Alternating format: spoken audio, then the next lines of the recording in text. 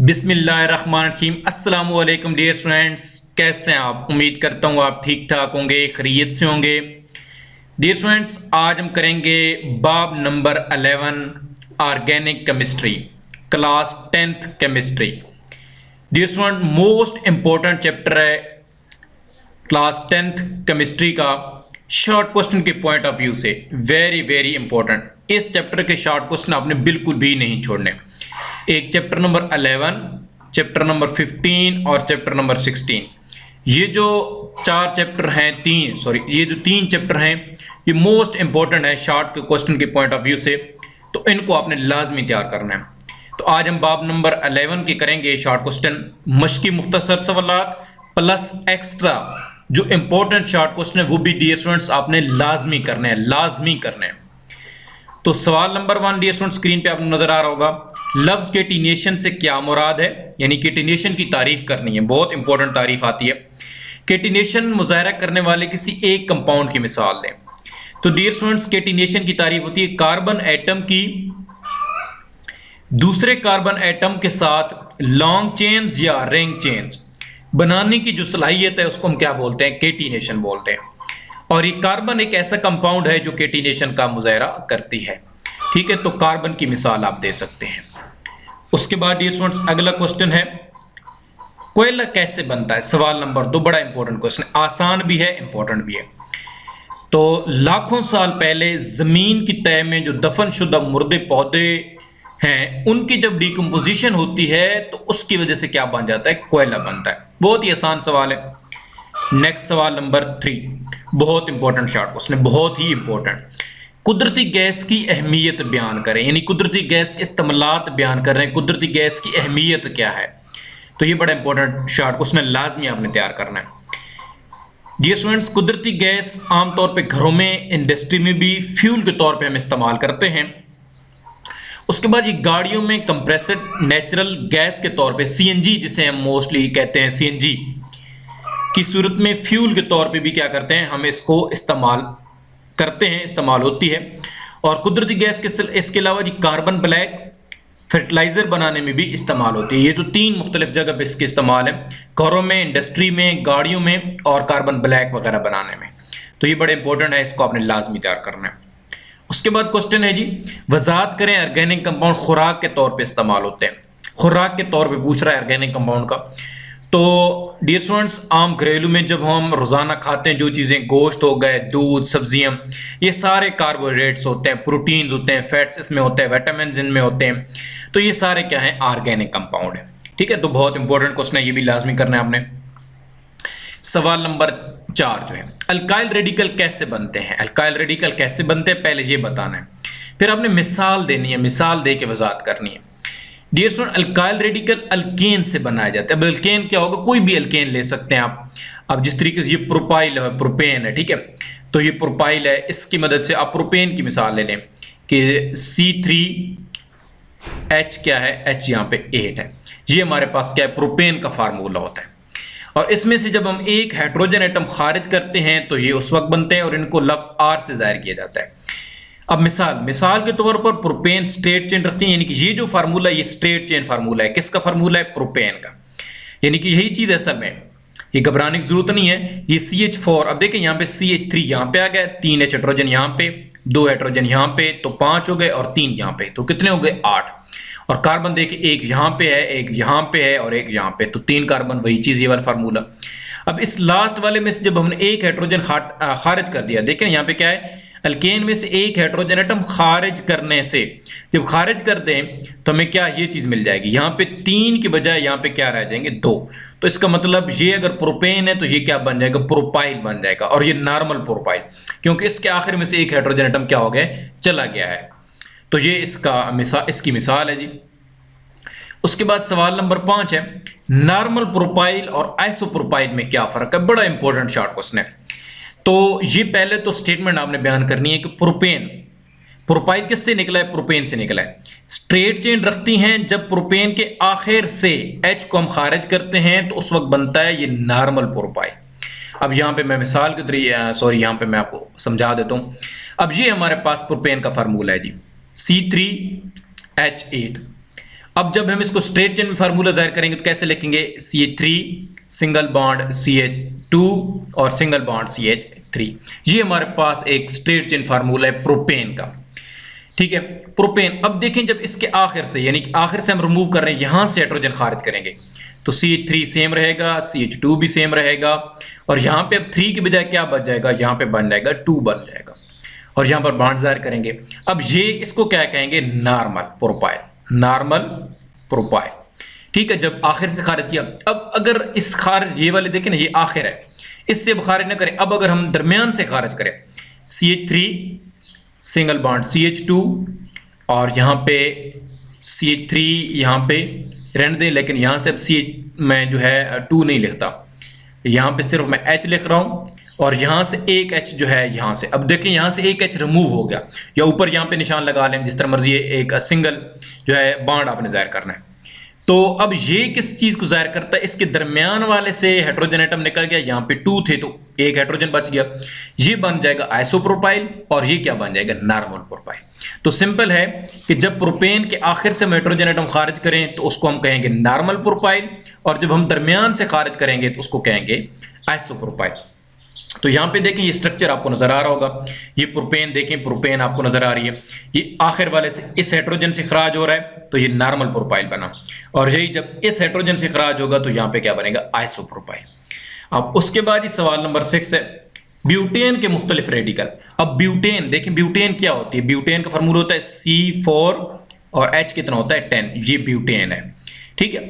तो ब्यूटेन का ये फार्मूले आपको बुक में भी नजर आ जाएंगे, मीथेन, ईथेन, प्रोपेन, ब्यूटेन, ठीक है, पेंटेन, हेक्सेन, तो ये इस तरह के। अब देखें ब्यूटाइल रेडिकल क्या होता है, वो भी इस तरह इसका जवाब है कि जब आखिर वाले से H से खारिज करते हैं तो बनता है नॉर्मल ब्यूटाइल, और जब हम दरमियान वाले से खारिज करते हैं H को तब बनता है ये सेकेंडरी ब्यूटाइल। अब देखें ब्यूटेन का फार्मूला जो है स्ट्रेट चेन फार्मूला कैसे बनेगा। अब पहले तो मैं इसका मॉलिक्यूलर फार्मूला लिखता हूँ ना, C4 और H कितने हैं, H होते हैं इसके 10।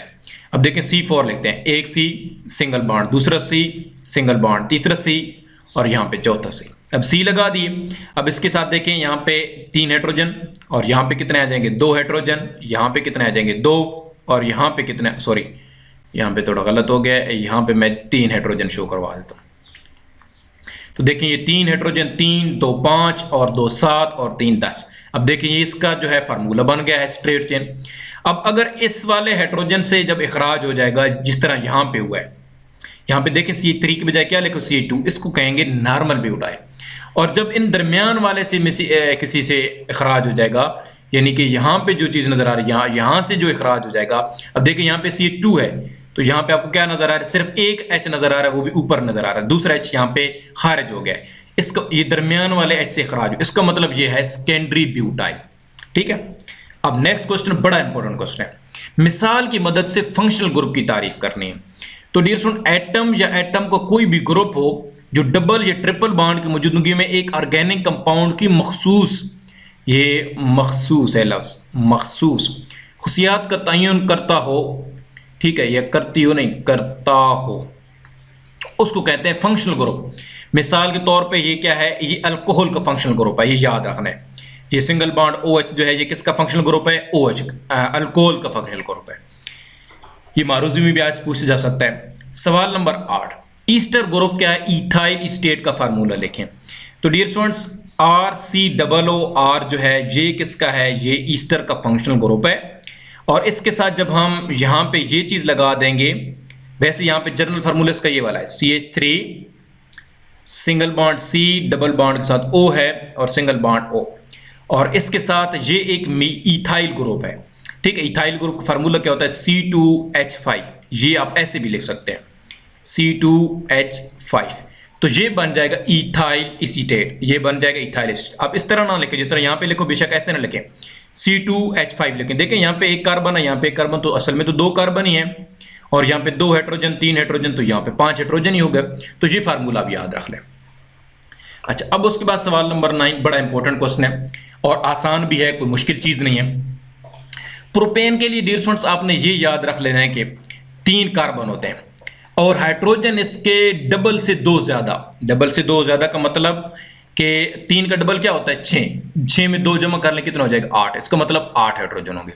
ब्यूटेन के लिए आप ये याद रख लें कि कार्बन कितने होंगे 4, और डबल से 2 ज्यादा, इसका मतलब हाइड्रोजन डबल, 4 का 2 डबल क्या होता है 8, 8 में 2 जमा करो कितना हो जाएगा 10।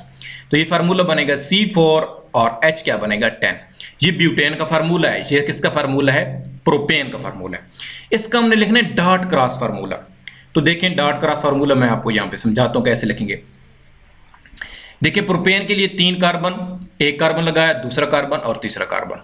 अब यहाँ पे लगा देंगे डॉट और ऊपर क्रॉस, और यहाँ पे एक हाइड्रोजन। यहाँ पे इस साइड में भी डॉट लगाएंगे, फिर क्रॉस लगाएंगे और यहाँ पे हाइड्रोजन, यहाँ पे डॉट और यहाँ पे क्रॉस और हाइड्रोजन। इस तरह दरमियान में डॉट, इधर भी डॉट और यहाँ पे भी क्रॉस और यहाँ पे भी क्रॉस, इधर भी हाइड्रोजन और ऊपर भी क्या आ जाएगा हाइड्रोजन। इस तरह यहाँ पे भी डॉट, यहाँ पे भी डॉट और यहाँ पे भी डॉट, यहाँ पे हाइड्रोजन, सॉरी क्रॉस के साथ हाइड्रोजन, क्रॉस यहाँ पे भी हाइड्रोजन, क्रॉस यहाँ पे भी हाइड्रोजन। अब देखें कितने हाइड्रोजन लगा दिए, 3 यहाँ ऊपर लगाए और 3 यहाँ पे नीचे लगाए, तो 6 हो गए और एक एक साइडों पे लगा दो, 8 पूरे हो गए। ये हो गया प्रोपेन का। इस तरह ब्यूटेन का लिखना होगा तो 4 कार्बन लगाएंगे हम, यहाँ पे 4 कार्बन पहले लगा लेने आपने, उसके बाद यहाँ पे डॉट, सबके साथ डॉट वगैरह लगा लें और डॉट के साथ फिर कर लगाएं क्रॉस। अब यहाँ पे लगाया क्रॉस, यहाँ पे क्रॉस, यहाँ पे क्रॉस, क्रॉस और यहाँ पे क्रॉस, क्योंकि इसका नाम ही डॉट क्रॉस है, क्रॉस और क्रॉस। और सबके साथ क्या जोड़ते जाएं हाइड्रोजन, यहाँ पे भी हाइड्रोजन, यहाँ पे भी हाइड्रोजन, नीचे भी हाइड्रोजन, ऊपर भी हाइड्रोजन, ऊपर भी हाइड्रोजन, नीचे भी हाइड्रोजन, इस साइड पे भी हाइड्रोजन और यहाँ पे भी हाइड्रोजन और यहाँ पे भी हाइड्रोजन। तो इस तरह से आपके पास ये ब्यूटेन का डॉट क्रॉस फार्मूला बन जाएगा। उम्मीद है डियर स्टूडेंट्स आपको अच्छी तरह समझ आ गया। ये आपको बुक में मिल सकता है, वैसे बुक में भी इसका आंसर मौजूद है, ठीक है। तो ये आप याद रख ले, बड़ा आसान है, कोई मुश्किल नहीं है। उसके बाद ये सवाल नंबर 10 है, स्ट्रक्चरल फार्मूला बयान कर। ये क्या चीज होती है? तो डियर स्टूडेंट बड़ा इंपॉर्टेंट क्वेश्चन है ये भी। किसी कंपाउंड का स्ट्रक्चर फार्मूला इस मॉलिक्यूल मौजूद एलिमेंट्स की, एटम्स की सही तरतीब को जाहिर करता है, यानी कोई एटम किस तरह से जुड़ी है। अब देखें ब्यूटेन का मॉलिक्यूलर फार्मूला क्या है, C4 और H कितने हैं 10, और ये देखें C4 पहले लगाए और यहाँ पे ऐसे हाइड्रोजन हमने जोड़ ली, यहाँ पे हाइड्रोजन, यहाँ पे 3, यहाँ पे हाइड्रोजन, इसके साथ यहाँ पे 2, दरमियान वाले के साथ लगाने हैं आपने 2 और यहाँ पे क्या आ जाएगा 3, ठीक है। तो ये इसका नॉर्मल ब्यूटेन का फार्मूला है। और ये आइसो ब्यूटेन का, अब आइसो का कैसे लिखेंगे हम, कार्बन लिखेंगे, कार्बन यहाँ पे भी कार्बन और यहाँ पे एक कार्बन यहाँ पे नीचे। अब देखिए यहाँ पे भी एक सिंगल बॉन्ड के साथ हाइड्रोजन आ जाएगा, ऊपर भी सिंगल बॉन्ड के साथ हाइड्रोजन, यहाँ पे भी सिंगल बॉन्ड के साथ हाइड्रोजन, ऊपर जगह खाली है, सिंगल बॉन्ड के साथ हाइड्रोजन, सिंगल बॉन्ड के साथ हाइड्रोजन, सिंगल बॉन्ड के साथ हाइड्रोजन, और यहाँ पे देखें ये कार्बन खाली है तो इस कार्बन के साथ भी सिंगल बॉन्ड के साथ हाइड्रोजन, यहाँ पे भी सिंगल बॉन्ड हाइड्रोजन। तो ये जो आपको फार्मूला नजर आ रहा है वो असल में ऐसे ही लिखा गया है, तो कोई मुश्किल चीज नहीं है, प्रैक्टिस करें आ जाएगी। बेसिक है, आप इनके जो है नाम और फार्मूले से याद रख लें, ठीक है। ये इंशाल्लाह मैं किसी और वीडियो में आप मुझे याद करवाना या किसी कमेंट्स में, तो मैं आपको ये पूरी डिटेल के साथ मजीद समझा दूंगा। वैसे आपकी बुक में भी बनी हुई है, ठीक है, वहां से भी देख सकते हैं। उसके बाद सवाल नंबर 12 है, कोयला की क्लासिफिकेशन, यानी कोयला की अकसाम जो है। तो डियर स्टूडेंट एक पीट है, एक लिग्नाइट है, बिटुमिनियस है, एंथ्रासाइट है, 4 नाम लिख देना जस्ट। सवाल नंबर 13 बड़ा इंपॉर्टेंट सवाल है, होमोसाइक्लिक कंपाउंड और हेट्रोसाइक्लिक कंपाउंड में मुवाजना करें, यानी फर्क करें। तो होमोसाइक्लिक या कार्बोसाइक्लिक ये दूसरा नाम है, सिर्फ कार्बन एटम बने होते हैं, यानी कि रिंग्स जो होती हैं सिर्फ कार्बन एटम से। मिसाल के तौर पे बेंजीन, तो ये बेंजीन रिंग भी आपने बनानी है, ठीक है। उसके बाद नीचे आ जाएं जी। अच्छा ये दूसरा, ऐसे कंपाउंड जिनके रिंग में कार्बन एटम ना हो, उसके अलावा भी कोई और एटम हो, तो उसको कहेंगे हम हेट्रोसाइक्लिक। जिस तरीके से यहाँ पे देखें तो नाइट्रोजन आ गया है, इसको हम कहेंगे पैराडीन, ठीक है। वो ऊपर वाला बेंजीन है और ये वाली बेंजीन है और ये वाली क्या है पैराडीन। तो इसकी भी डायग्राम आपने बनानी है। सवाल नंबर 14, होमोलोगो सीरीज की तारीफ करें, ठीक है। कि ऑर्गेनिक कंपाउंड को जब हम एक जैसे कीमियाई खुसूसियात ग्रुप्स में तकसीम करते हैं उसको हम क्या बोलते हैं, होमोलोगो सीरीज। हेट्रोसाइक्लिक कंपाउंड क्या है, 2 मिसालें देखें। हेट्रोसाइक्लिक की हमने पीछे भी डिफिनेशन देखी है कि जिसमें कार्बन एटम के अलावा एक से दूसरे हाइड्रोजन भी हों। तो ये थायोफीन का स्ट्रक्चर देख लेना, ये पैराडीन का, ठीक है। यहाँ पे देखें सल्फर आया हुआ है और यहाँ पे नाइट्रोजन आया हुआ है। सवाल नंबर 16, बेंजीन और उसकी दूसरे होमोलोगोस कंपाउंड एरोमेटिक क्यों कहलाते हैं? तो डियर स्टूडेंट एरोमेटिक का मतलब होता है बहुत तेज बू रखने वाले कंपाउंड। क्योंकि बेंजीन और दूसरे होमोलोगस कंपाउंड की बू बहुत तेज होती है, इसलिए हम इनको क्या बोल देते हैं, एरोमेटिक बोलते हैं। अब सवाल डियर स्टूडेंट्स आते हैं अहम सवालात जो हैं, एक्स्ट्रा इजाफी सवालात हैं, बहुत इंपॉर्टेंट है, लाजमी तैयार करना है। वाइटल फोर्स थ्योरी की तारीफ आपको नजर आ रही होगी, ये देखें, जस्ट मैं ऊपर स्क्रॉल करूंगा, बड़ी इंपॉर्टेंट तारीफ है, बुक में मिल जाएगी आपको। ऑर्गेनिक कंपाउंड की तारीफ बड़ी इंपॉर्टेंट है। ऑर्गेनिक केमिस्ट्री की तारीफ हो गई जी। मॉलिक्यूलर फार्मूला की तारीफ, मिसाल, बड़ा इंपॉर्टेंट ये फार्मूला है। कंडेंस फार्मूला की तारीफ और मिसाल, ये देखें कंडेंस फार्मूला है, तो ये कंडेंस फार्मूले को भी याद रखना है। असल में अगर आप मॉलिक्यूलर फार्मूला समझते हैं तो फिर कंडेंस फार्मूला और स्ट्रक्चर फार्मूला लिखना कोई मुश्किल नहीं है, ठीक है। अच्छा, उसके बाद ओपन चेन या एसाइक्लिक कंपाउंड की तारीफ और उनकी एक एक मिसाल, ठीक है। ये देखिए वही मिसाल है जो ऊपर हमने दी है। क्लोज चेन या साइक्लिक कंपाउंड की तारीफ, ठीक है, साथ में करनी है। ये देखिए क्लोज बनी हुई है एक साइकिल, ठीक है। उसके बाद स्ट्रेट चेन और ब्रांच चेन, देखिए स्ट्रेट चेन ऐसी हो गई, ब्रांच ऐसी हो गई जिसके साथ कोई और ब्रांच। देखिए अब ये तो सीधी है ना, सीधी स्ट्रेट चेन है, इसके बाद सीधी नहीं है बल्कि इसके साथ एक और ब्रांच जुड़ी हुई है, तो ये ब्रांच चेन हो जाएगी। एरोमेटिक कंपाउंड और एलिसाइक्लिक कंपाउंड, डियर स्टूडेंट ये बड़ा इंपॉर्टेंट क्वेश्चन है, इसको मैं पढ़ देता हूँ आपको। जिनमें कम से कम एक बेंजीन मौजूद हो, यानी कि एटलीस्ट एक बेंजीन रिंग मौजूद होनी चाहिए, उसको हम कहते हैं एरोमेटिक कंपाउंड। और एलिसाइक्लिक कंपाउंड केस में होती है जिसमें बेंजीन रिंग मौजूद ना हो, जिसमें बेंजीन रिंग मौजूद ना हो। देखो यहाँ बेंजीन रिंग मौजूद नहीं है, ये साइक्लिक ब्यूटेन और ये साइक्लिक हेक्सेन है। ऊपर नाम क्या है, नेफ्थलीन है, और ये बेंजीन है। एक एक मिसाल दे दें बेशक। कैटिनेशन को मुजाहरा करने के लिए एलिमेंट्स को कौन सी दो चीज़ों की जरूरत होती है, बुनियादी चीज़ों की, बड़ा इंपॉर्टेंट क्वेश्चन है, ये भी लाजमी का लेना। अच्छा, कार्बन कैटिनेशन का मुजाहरा करती है, सिलिकॉन क्यों नहीं करती, वजह बयान करनी है। इंपॉर्टेंट फर्क है, कंसेप्चुअल क्वेश्चन है, लाजमी का लेना। हाँ, आइसोमरिज्म, ये बड़ी इंपॉर्टेंट तारीफ है, आइसोमरिज्म बड़ा इंपॉर्टेंट है, इसको आपने सही समझना है। असल में आइसोमरिज्म क्या कहता है कि अगर किसी कंपाउंड का मॉलिक्यूलर फार्मूला एक जैसा हो लेकिन स्ट्रक्चरल फार्मूला या एटम की तरतीब जो है वो डिफरेंट हो, उसको हम बोलते हैं आइसोमरिज्म।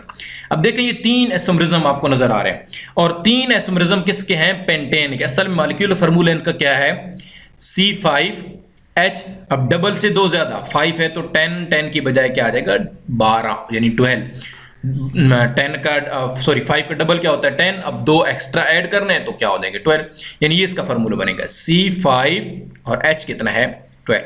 अब देखिए इन सब में अगर आप गिने, हाइड्रोजन जो होंगे 12 होंगे, कार्बन जो होंगे 5 होंगे, चाहे इस फार्मूले में देख लें चाहे इस पर ऊपर वाले में देख लें, इन सब में यही होंगे। हाँ देखें स्ट्रक्चर की तब्दील जो है वो तरतीब वो डिफरेंट है, बाकी मॉलिक्यूलर फार्मूला सबका सेम है। तो ऐसी चीजें क्या कहलाती हैं, आइसोमरिज्म कहलाती हैं। मॉलिक्यूलर फार्मूला तो एक जैसा हो लेकिन स्ट्रक्चर डिफरेंट हो। कोयला क्या है, कोयला की तारीफ बयान करनी है, कोयला की इकसाम पर नोट लिखना है, क्योंकि बाज़ औक़ात ऐसा होता है कि वो कहते हैं लिग्नाइट क्या है, इसमें कितने फीसद कार्बन होती है, ये कहाँ पे इस्तेमाल होता है। एंथ्रासाइड इनके मुतालिक पूछ सकता है। डिस्ट्रक्टिव डिस्टिलेशन की तारीफ, कोल गैस क्या है, इसका इस्तेमाल। अमोनिकल लिकर, ये बड़ी इंपॉर्टेंट चीज़ है। कोल तार क्या है, इसका इस्तेमाल। कोक से क्या मुराद है, ठीक है। पेट्रोलियम पर मुख्तसर तारुफ, ठीक है, मुख्तसर नोट। ईमाइन से क्या मुराद है, तो ये बड़ी इंपॉर्टेंट तारीफ ये आती रहती है, ठीक है। इमाइंस जो होते हैं जिनका फंक्शनल ग्रुप ये होता है NH2, ये इमाइंस है, और इनका जर्नल फार्मूला ये वाला होता है RNH2। R यहाँ पे कोई भी मिथाइल जो है एक फंक्शनल ग्रुप अल्काइल रेडिकल है, ठीक है, जिस तरह मिथाइल हो गया। अल्काइल हैलाइड से क्या मुराद है, ऑर्गेनिक कंपाउंड जिनमें कार्बन, हाइड्रोजन और हेलोजन फंक्शनल ग्रुप के तौर पर मौजूद हों, और ऊपर वाले में क्या है जिनमें कार्बन, हाइड्रोजन और नाइट्रोजन फंक्शनल ग्रुप के मौजूद हो। यहाँ पे नाइट्रोजन का जिक्र है, यहाँ पे हेलोजन। हेलोजन डियर फ्रेंड्स कौन से होते हैं, ये जो ग्रुप 17 वाले होते हैं, फ्लोरीन, क्लोरीन, ब्रोमीन, आयोडीन, इस तरह के जो होते हैं। ऑर्गेनिक कंपाउंड के इस्तेमालात हैं जी, कपड़ों के तौर पर इस्तेमाल, घरों में इस्तेमाल, फ्यूल के तौर पर इस्तेमाल, अद्वियात के तौर पर इस्तेमाल, खाम माल के तौर पर इस्तेमाल। तो ये इनमें से कोई एक आज जो है वो शॉर्ट क्वेश्चन में आपसे पूछा जा सकता है। उसके बाद जी आखिरी क्वेश्चन है बस लास्ट, होमोलोगस सीरीज की दो खुसियात जो बड़ी इंपॉर्टेंट क्वेश्चन है, ठीक है, ये लाजमी आपने तैयार करना है। और ब्रोमीन वाटर टेस्ट क्या होता है, ठीक है, ये भी बड़ा इंपॉर्टेंट क्वेश्चन है, पूछा जाता है बाज़ औक़ात, इस दफ़ा भी किसी बोर्ड में पूछा गया आई थिंक।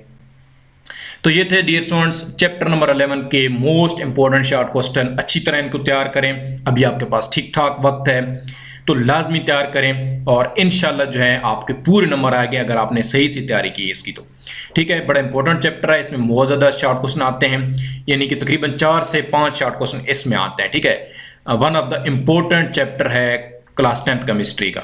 ठीक है, लाजमी तैयार करें। थोड़ी सी वीडियो जो है लंबी हो गई क्योंकि कुछ चीज़ें समझाने में देर लग गई।